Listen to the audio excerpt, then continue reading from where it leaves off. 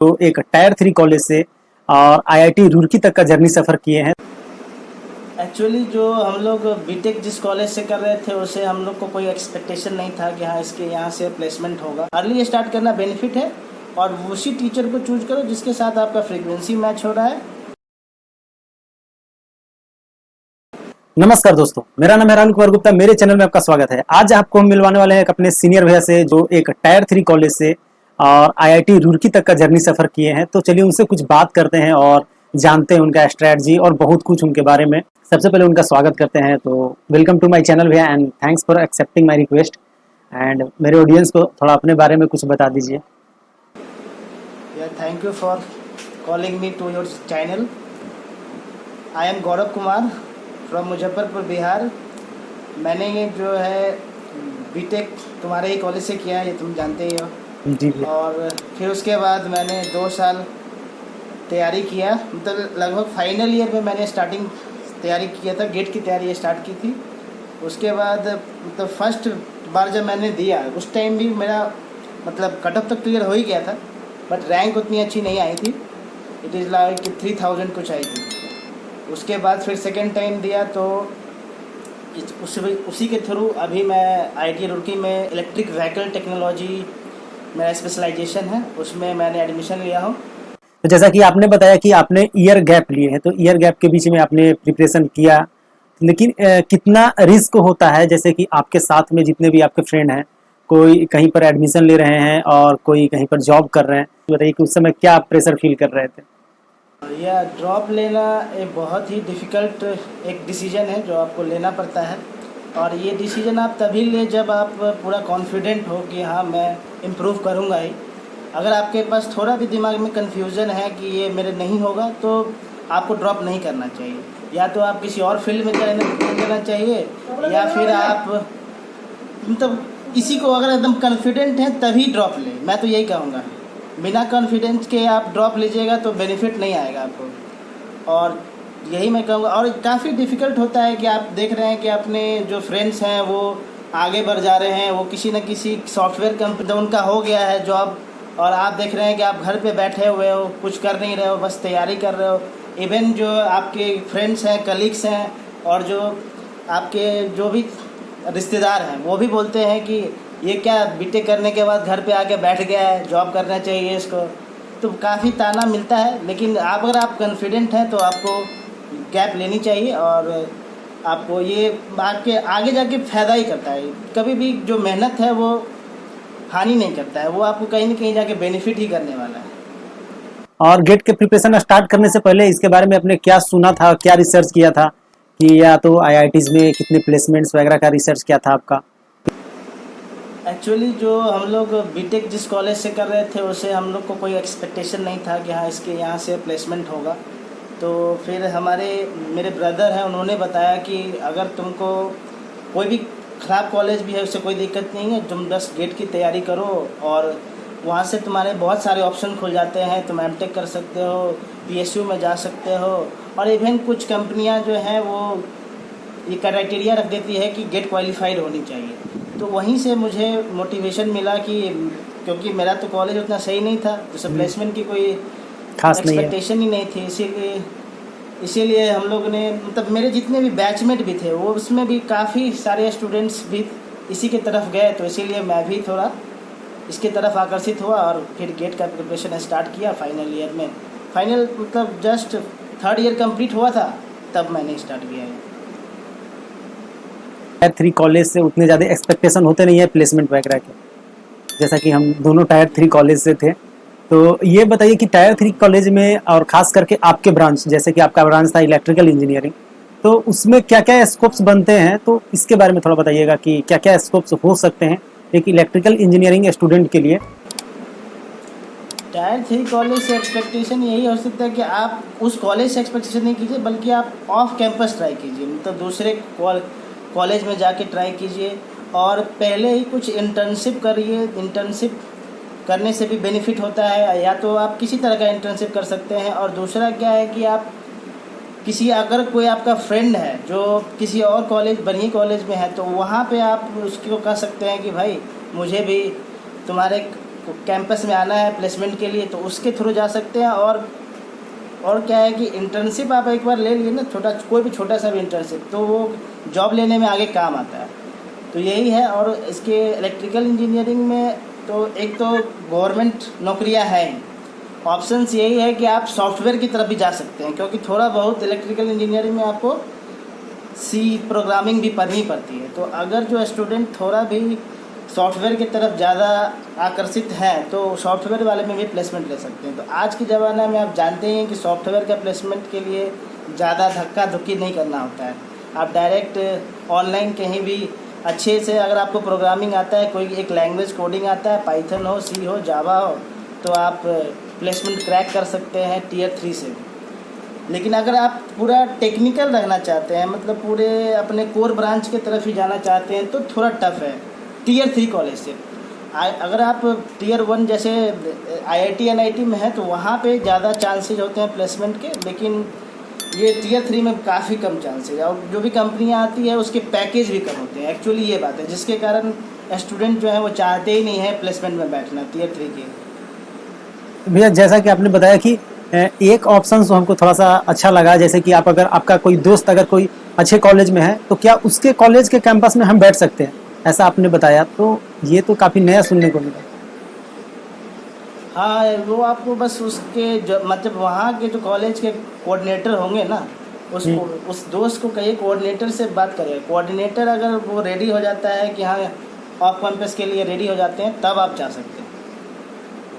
अगर कोई एक Tier 3 कॉलेज से कोई स्टूडेंट है, अगर वो प्रिपरेशन स्टार्ट करना चाहता है तो आप उसको क्या सजेशन दीजिएगा कि वो गेट का प्रिपरेशन कब स्टार्ट करे, और उसके स्टार्ट करने का कुछ स्ट्रैटेजी वगैरह क्या आप शेयर करना चाहेंगे कुछ? हाँ, मैं यही कहूँगा कि अगर आप गेट के लिए जा रहे हो तो आप, अब तो ये 3rd ईयर वाले को भी एलिजिबल कर ही दिया है। पहले तो फाइनल ईयर वाले से भी एलिजिबल थे, तो अब 3rd ईयर वाले भी एलिजिबल कर दिया। तो ट्राई टू डू, अगर आप पहले कोई भी चीज़ शुरुआत पहले स्टार्ट कर दोगे तो आप किसी और से आगे बढ़ जाओगे। तो इसलिए बेटर है कि आप 2nd ईयर के लास्ट में या फिर आप 3rd ईयर के लास्ट में भी कर सकते हो। आपका जैसा भी कॉलेज पे बर्डन जैसा होता है उसके हिसाब से आप तैयारी कर सकते हो।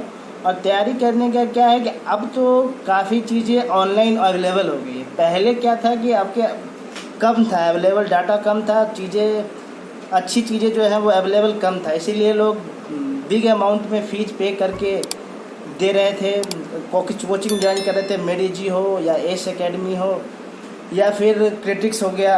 तो बहुत सारे ऑप्शंस थे, लेकिन काफ़ी रुपया लग रहा था। लेकिन अब जैसे ही कोरोना आया है ना, उसके बाद से काफ़ी चीज़ें इजीली अवेलेबल हो गई है फ्री में सब चीज़।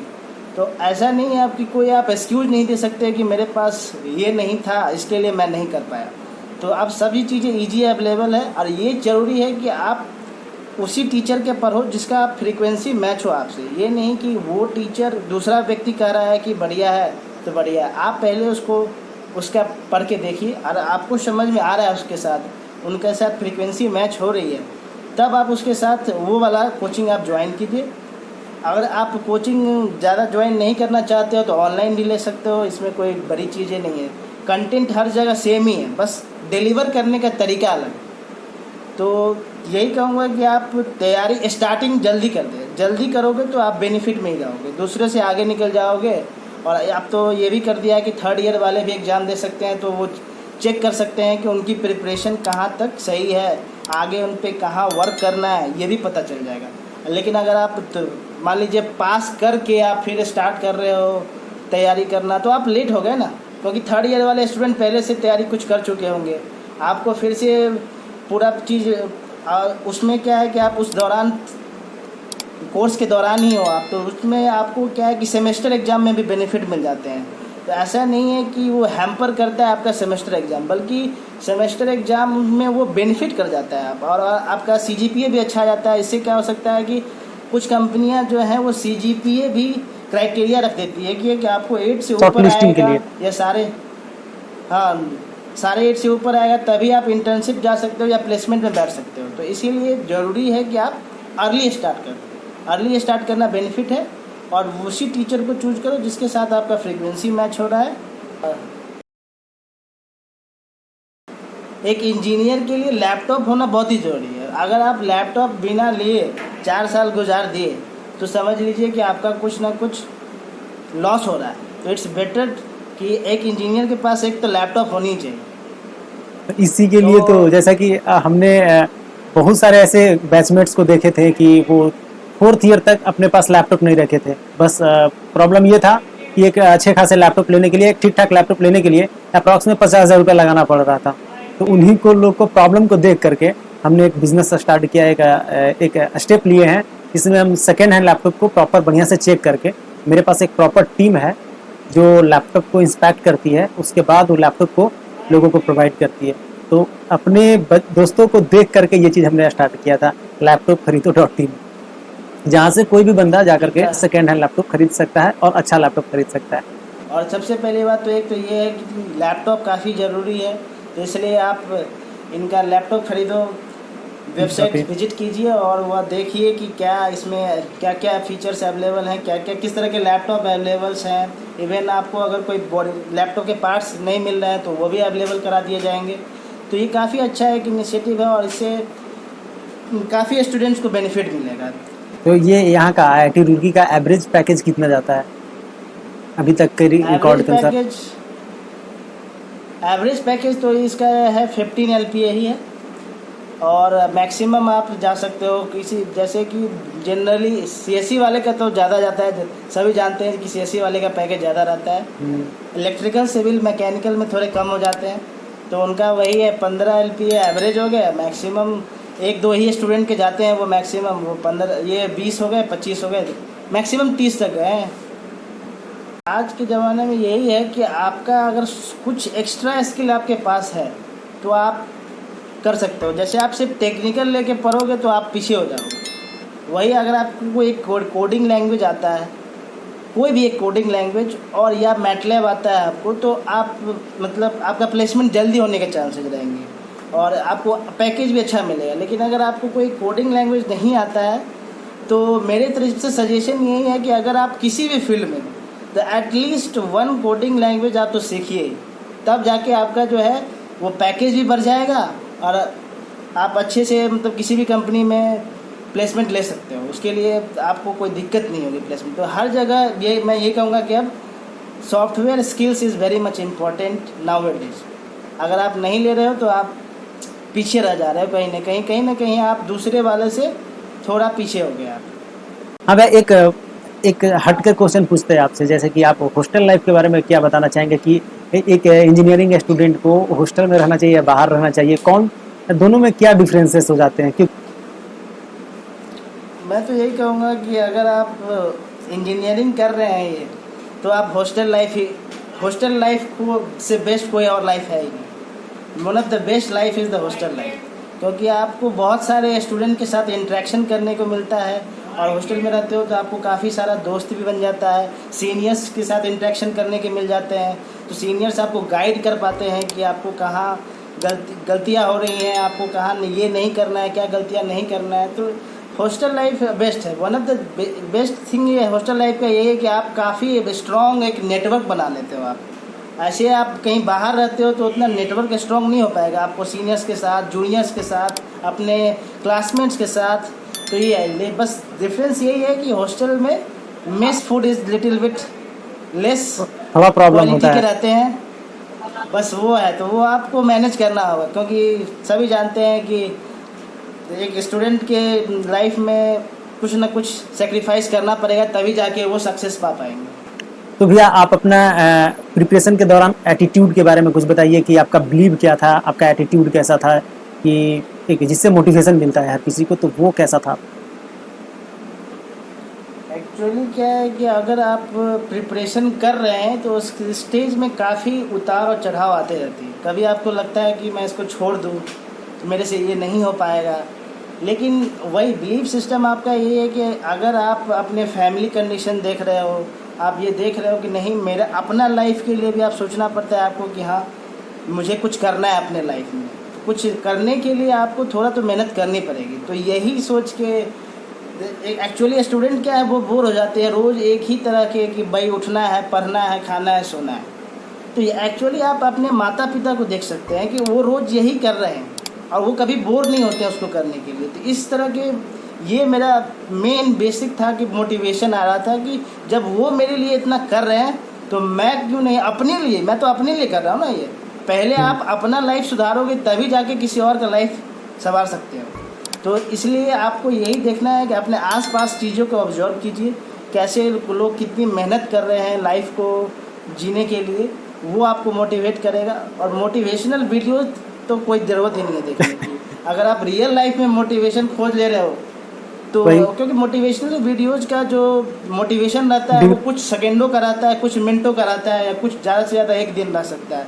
लेकिन अगर आप कोई रियल लाइफ में अगर आपका कोई सीनियर है, आप चाहते हो उस तरह के बनना, तो वो एक मोटिवेशन हो जाएगा। आपका कोई भाई है, कोई बहन है, कोई दोस्त है जो काफ़ी अच्छा किया है, उसको आप मोटिवेशन बना सकते हो, या आप अपने माता पिता को मोटिवेशन के तौर पे ले सकते हो। तो ये मेन है, आपको कोई भी चीज़ कर रहे हो आप, चाहे वो आप एग्ज़ाम की प्रिपरेशन कर रहे हो या कोई जॉब भी कर रहे हो और आप चाहते हो कि जॉब चेंज करना, उसके लिए भी ज़रूरी है कि मोटिवेशन आपको होना चाहिए। और मोटिवेशन आपको रियल लाइफ में ढूंढनी पड़ेगी।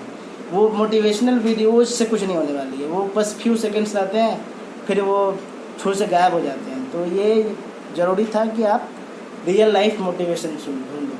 तो भैया काफ़ी अच्छा लगा आपसे बात करके। एक क्वेश्चन और आपसे जानना चाहेंगे कि ये आप अपने पॉइंट ऑफ व्यू से कोई मैसेज देना चाहें मेरे ऑडियंस को कि ये अवेयरनेस का जो स्टेप है ये कैसा लगा कि लोगों को अवेयर करना? मैं तो ये कहूँगा कि तुमने काफ़ी अच्छा किया यूट्यूब वीडियो बना के। इससे क्या है कि लोगों को सीख मिलेगी कि क्या करनी चाहिए और क्या नहीं करनी चाहिए। तो मेरे तरफ से मैसेज ये है कि लोगों को बस अपने जो भी आप पसंद करते हो अपना पैशन फॉलो करो और लगे रहो। अगर आप कोई एक काम की तरफ लगे रहोगे तो आपको सफलता मिलेगी मिलेगी, सफलता मिलेगी, कोई रोक नहीं सकता उस सफलता। तो यही है कि अगर आप एक काम के पीछे अगर लग जाते हो तो आपको सफलता मिलेगी। भैया आपसे काफ़ी अच्छा लगा बात करके, बहुत सारी बातें जो थी जो आपने बताया शेयर किया। और इन फ्यूचर अगर फिर से मौका मिला आपसे इंटरेक्ट करने का तो बिल्कुल इंटरेक्ट करेंगे आपसे। तो थैंक यू भैया। Okay, thank you. Thank you.